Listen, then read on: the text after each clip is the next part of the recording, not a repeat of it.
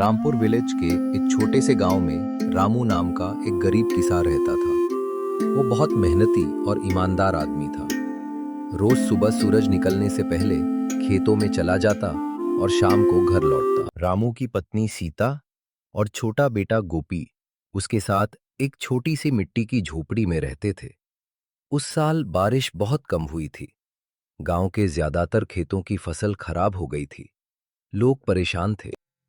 एक शाम रामू बाजार से लौट रहा था। रास्ते में एक बड़े बरगद के पेड़ के नीचे उसे एक भारी बोरी दिखी। रामू ने इधर उधर देखा। ये किसकी बोरी हो सकती है? उसने धारे से कहा। उसने बोरी खोली और हैरान रह गया। अंदर सोने के सिक्के और चांदी के गहने चमक रहे थे। रामू के मन में एक पल के लिए ख्याल आया, अगर ये पैसे मेरे हो जाएं, तो हमारी सारी गरीबी दूर हो सकती है।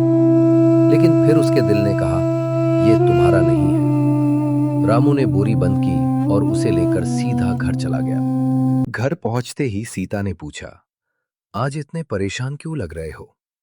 रामू ने बोरी जमीन पर रखी। मुझे ये रास्ते में मिली, उसने कहा।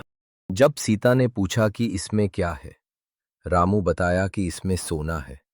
फिर सीता ने पूछा, अब तुम क्या करोगे? रामू ने शांत आवाज में कहा, कल सुबह मैं इससे असली मालिक को वापस कर दूंगा। दुनिया चाहे न देखे, लेकिन ईमानदारी सब देखती है।